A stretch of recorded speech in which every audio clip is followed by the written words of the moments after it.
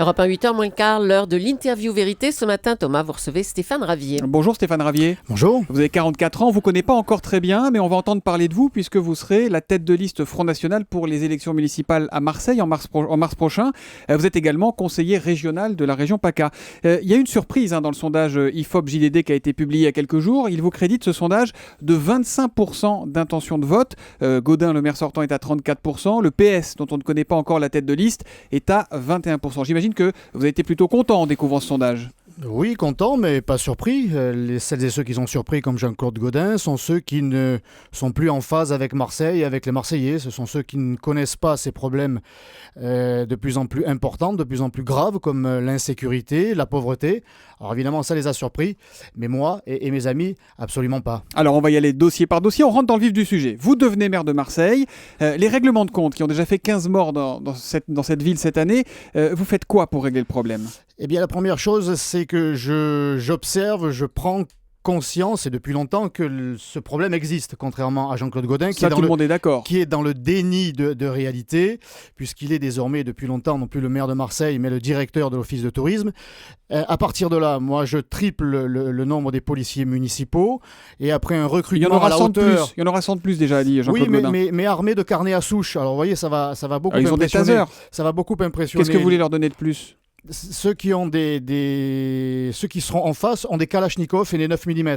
Par conséquent, je crois qu'il faut que la police municipale soit une police qui protège l'ensemble des Marseillais et qui ne soit pas là pour verbaliser l'automobiliste. Monsieur Ravier, ils ne vont pas tirer à balles réelles non plus dans les cités. C'est une police qui sera recrutée et formée pour cela, ce qui permettra à la police nationale d'être soulagée. Et j'obtiendrai du ministre de l'Intérieur qui nous envoie des forces de police nationale, bien sûr. L'armée, comme le demande Samia Ghali ? Non, c'est une stupidité, ça. Pourquoi ?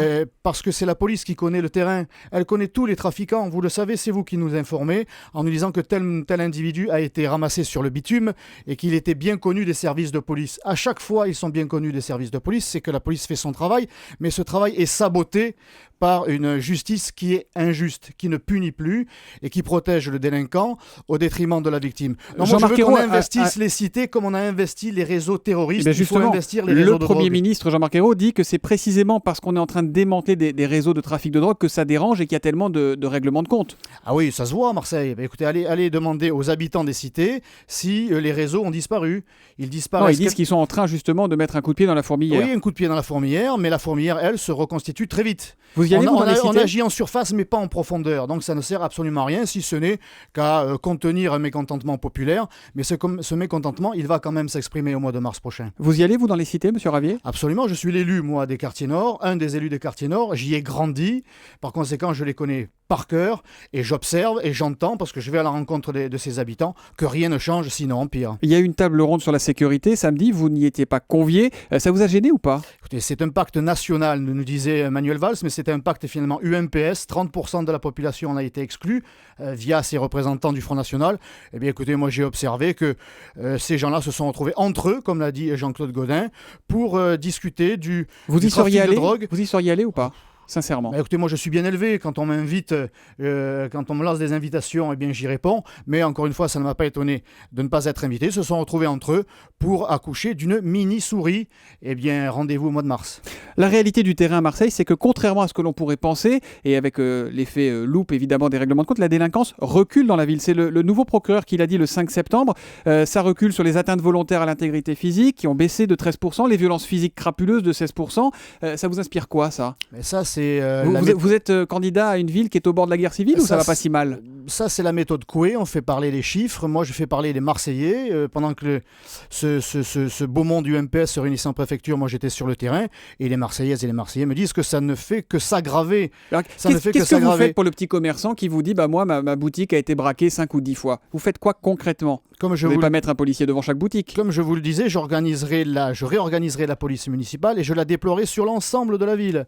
Sur l'ensemble. l'ensemble de la ville, dans les noyaux villageois, et j'exigerai du ministre de la Justice, mais en 2017, je n'aurai rien à exiger puisque je l'obtiendrai assez facilement avec la présidence de Marine Le Pen, et à partir de là, j'exigerai donc que la justice... Mais là, on est quand même, vous êtes un peu dans la science-fiction, là. Nous, ce qu'on vous demande, c'est de régler les problèmes aujourd'hui qui se posent à Marseille, qui sont au vu des sondages, il me semble bien qu'en 2017, les Marseillaises et les Marseillais en particulier, les Français en général, pourront enfin bénéficier d'une réelle... Une campagne après l'autre, si vous voulez bien. D'une réelle justice. On s'intéresse au municipal pour l'instant. On reproche souvent aux candidats du Front National de tout mettre sur le discours sécuritaire et d'être moins bon sur les questions économiques. Vous connaissez le budget de la ville de Marseille aujourd'hui ? 1,8 milliard d'euros, ou 1,6 milliard, 1,8 milliard. 1,472 milliard. Il manquera quelques centaines de millions d'euros. Comment vous le redéployez, ce budget, une fois que vous arrivez au pouvoir là-bas ? C'est le chômage, le gros problème. C'est même plus le chômage. Le chômage a viré à la pauvreté. Il y avait 25% de chômeurs en 1995. Alors Jean-Claude Gaudin vous dirait qu'il a réduit ça. 12,5 aujourd'hui. Il a réduit ça à 13. Nous, les chiffres qu'on a, c'est 16. Et plus de 40 dans certains quartiers. Mais dans le même temps, un Marseillais sur 3 vit en dessous du seuil de pauvreté. Il a transformé les chômeurs en pauvres. D'accord, vous êtes maire, vous faites quoi alors pour arranger ça ? Je fais savoir déjà que je n'accueillerai plus toute la misère du monde. En tout cas, je ne serai plus favorable à cette politique, contrairement à Jean-Claude Gaudin, qui... Ça veut dire quoi concrètement ? Vous mettez des gens dehors ? Cela veut dire que je ne financerai plus une muraille autour de Marseille. Je ne financerai plus la nébuleuse associative qui favorise l'immigration, une immigration misérable car socialement démunie de tout, à laquelle il faut fournir logements sociaux, alors que nous avons 30 000 demandes de logements sociaux en souffrance à Marseille.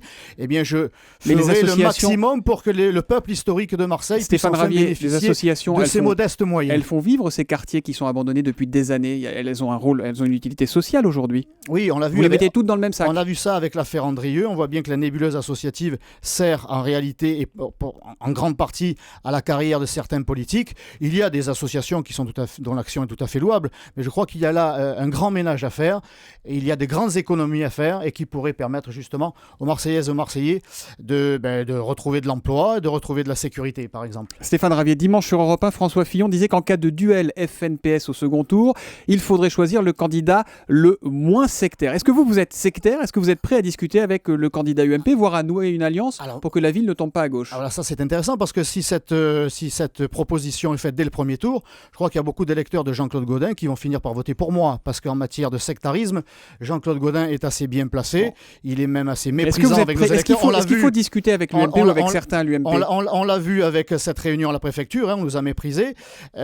Stéphane Ravier, est-ce qu'il faut nouer des alliances avec certains UMP, peut-être pas Gaudin, mais peut-être d'autres au niveau national, je ne sais pas. Est-ce que vous tendez la main, vous ? Est-ce que vous dites, nous, on n'est pas sectaire ? J'ai toujours tendu la main, y compris aux gens des cités, en leur disant qu'ils étaient la chair à voter de la gauche. C'est-à-dire qu'on donne quelques subventions, un terrain offert par la municipalité pour y construire une mosquée, et puis on les laisse dans leur situation. Moi, je tends la main à tout le monde, y compris à celles et ceux qui sont à l'UMP, aux individus, aux individualités, qui en ont assez de voir que cette ville est en coupe réglée et qu'il faut désormais agir dans le seul intérêt des Marseillaises et des Marseillais. Merci Stéphane Ravier d'avoir été mon invité ce matin sur Europe 1.